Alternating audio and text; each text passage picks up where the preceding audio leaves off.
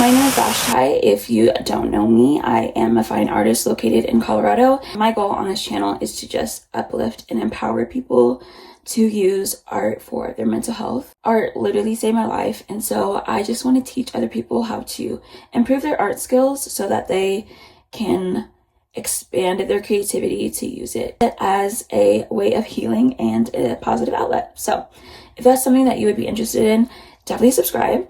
I post weekly, whether that be long form or short form videos. Cannot speak.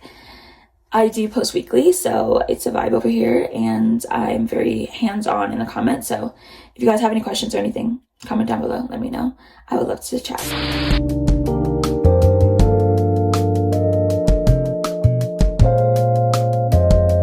Hey friend, this video is going to be a little bit different. I wanted to sit down and talk to you. I have a story that I think a lot of us carry, but not a lot of us talk enough about, especially as Black women, especially as neurospicy folks, and especially when no one sees it or nobody acknowledges that, you know, there's something there. I was diagnosed with ADHD just last year.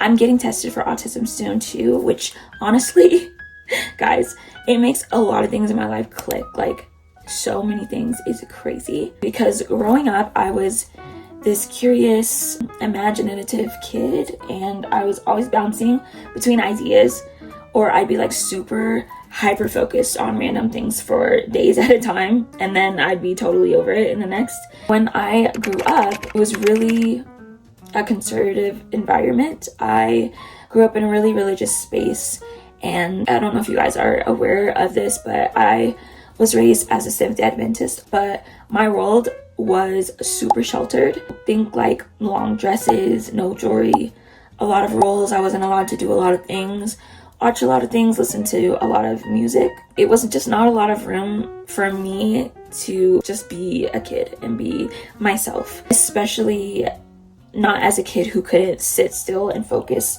the right way or like everybody else could.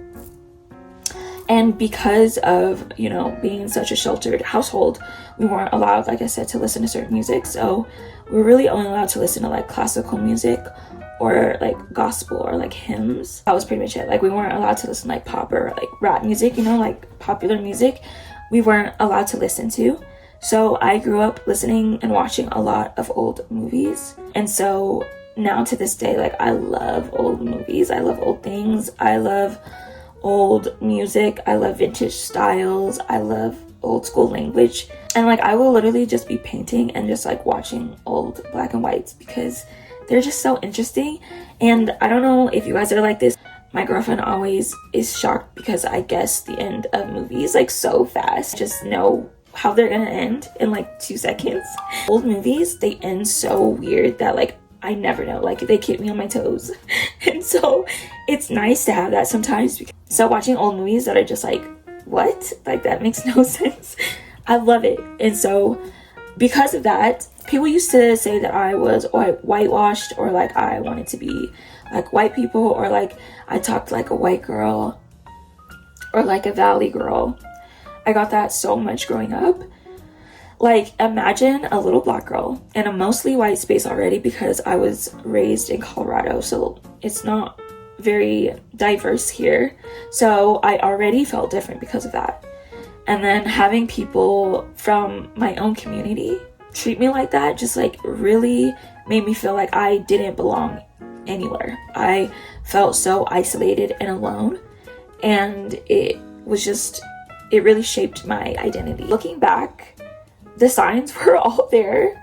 I was forgetful, I zoned out, I was maladaptive daydreaming, which I didn't know at the time that's what it was, but like I would do that constantly. I was either really, really, really on, or I was like totally off.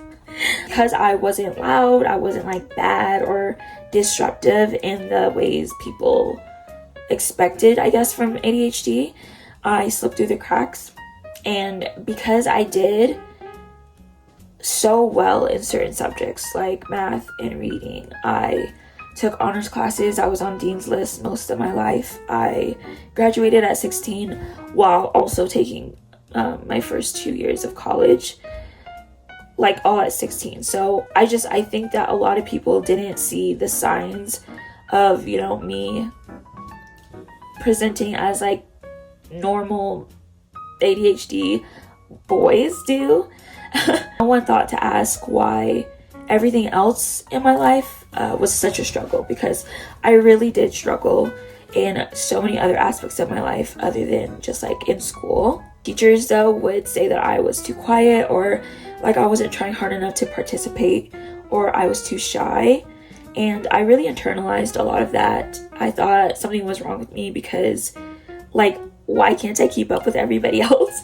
Or why can't I organize my thoughts? Why do I stutter? Like, why do I trip over my words so much? And I just felt like I was on the outside of every single group that I was ever in, because I just felt like I was processing the information so much differently than everybody else, which I was. I just didn't know why. So it just felt like something was wrong with me. It was just really isolating. It was really embarrassing. And I masked a lot. Like, I got so good at masking. And I'll talk about that in a little bit, but like, I got so good at masking. It really messed with my self-esteem big time. I didn't trust my own voice. I would second guess every opinion that I had because I wanted to avoid confrontation. Even when I was being mistreated, I don't think people understood how deeply undiagnosed ADHD impacts women and girls. It really affects with your identity. And I want to say there's this study that was done in 2020. It was by the Journal of, let me see if I remember, Clinical Child and Adolescent Psychology. Yeah.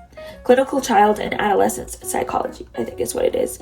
And it was a study that boys are going to be twice as likely to get their ADHD diagnosed than girls. And when you add race into that mix, because I know a lot of people don't want to, but you literally have to, especially in this conversation, because Black girls are even less likely to get diagnosed or supported once they are diagnosed. And instead, we get labeled as defiant, we get labeled as spacey or lazy or just like being too much. And none of those things are true.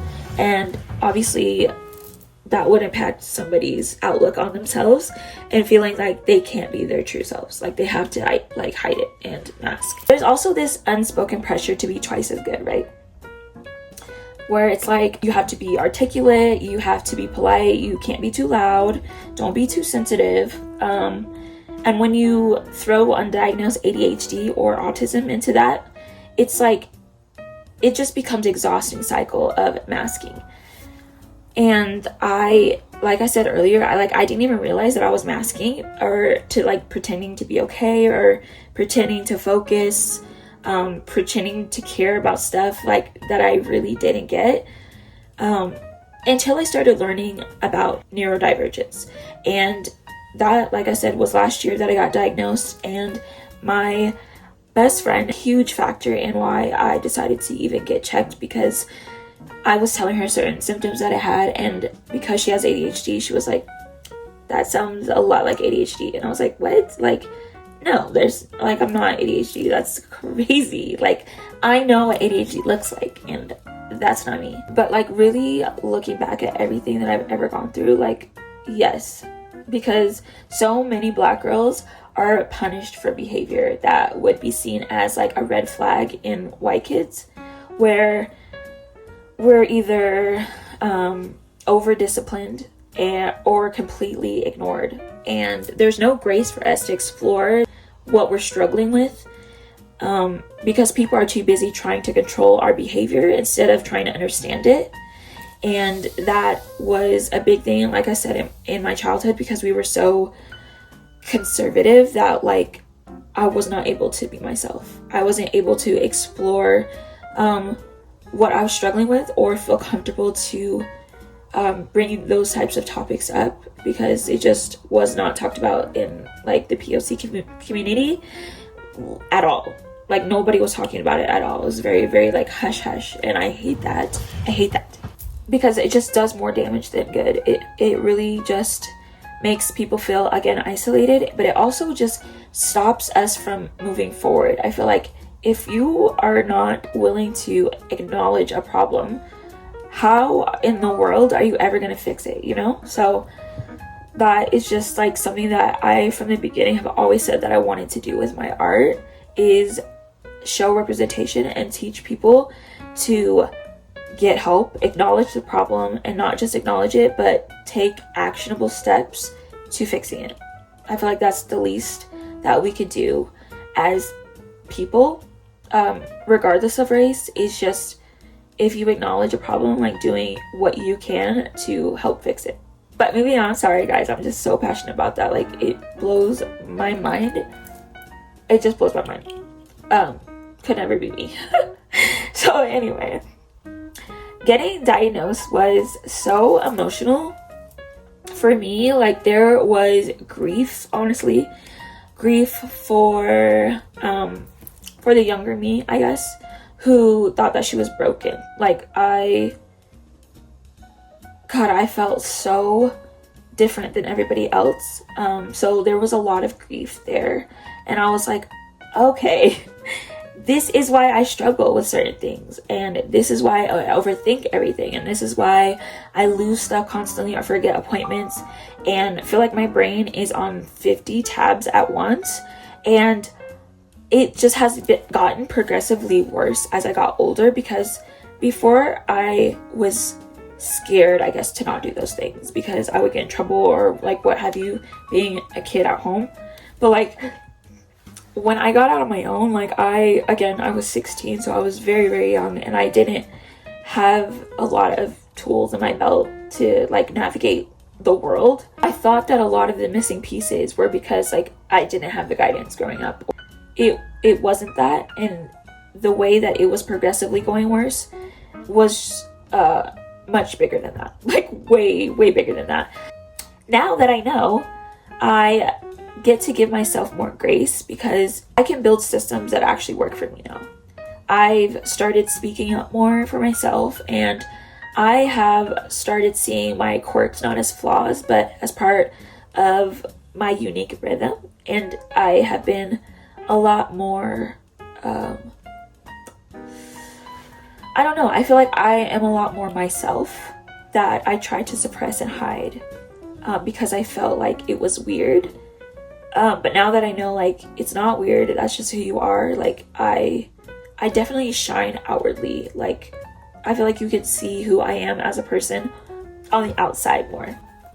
And it's a really freeing experience. It has really made me feel like so much stronger, because I went 28 years without knowing that I had ADHD, and like how far I've come, how much I've navigated through becoming a mom. Like, I have 2 kids, so like just all of the stuff that I have gone through without even knowing that I struggled with this. Like, I try to give myself more grace, and it's still hard. Like, I'm not gonna say like, oh, like it's the easiest thing I've ever done. I still struggle with my self-esteem, but like at least now I know what it stems from, so that way it makes me less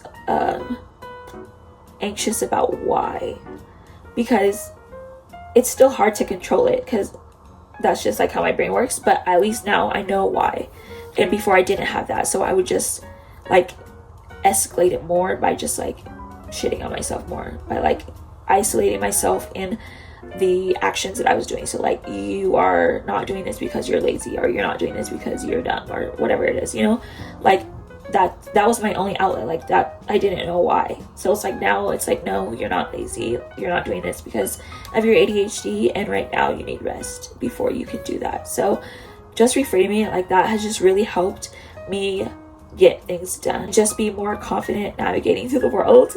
So if you have ever felt at a place and like everyone else has, you know, the manual for life, and you missed that day, that's how I felt. I felt like, okay, I have got to be missing like that class. Like, I don't know where I was, but I fucking checked out that day. But just know that you are not alone. Whether you are diagnosed or undiagnosed, or just trying to figure it out, you deserve understanding, you deserve support, you you're not broken. You are uniquely you, and our brains are just wired differently. And that's not a bad thing. It's actually pretty beautiful if you think about it. I don't know, it's just, it's very unique. So if this, resonated with you, or maybe you think somebody in your life that has talked to you about this, share this with them. Start the conversation with them, because I feel like the more that we talk about it, the less alone we're gonna feel. And like I said earlier, like if we see a problem that we know we need to fix and bring it to people's attention, then we need to take the actionable steps to bring it to other people's attention. I feel like it is time that we support neurodivergent people in general, but especially our POC neurospicy people. Support us, and just find each other at the end of the day as well. I feel like because like I was saying earlier, like I felt ostracized from my community. I, even to this day, have struggled with fitting in with other POC people, or like if I'm in an all brown space, like I feel like I don't belong. Still to this day, I feel like that. And so finding other neurodivergent brown women is especially like, that is my mission, is to just talk to others about their experiences and like how they navigated it through it, because I feel like especially that support and that tribe is needed. We need to build that neurospicy brown girl black power tribe, and I would love to be a part of it. So I want to tell my story so you guys know where I'm coming from and how having this information has tied into my art. That is going to be my next video, about how I navigate my creativity and how it impacts my art and how my art impacts my ADHD. So if you guys want to check that video out, definitely subscribe, because that will be my next upload. I would love to hear what you guys have to say. Please comment down below your thoughts. So yeah, that is it for me. I had so much fun hanging out with you. I kind of want to do this type of podcasty setup more often, where I'm just talking to you guys. Maybe sometimes I could even maybe like paint while I do it. If you would like to see that, then like comment down below, because I do live sometimes, but I don't know, not a lot of people are on there. So I feel like maybe making a video version would be better, so you can like watch it anytime. But yeah, let me know if you guys have any ideas for that. But until next time, keep creating, and I will talk to you guys later.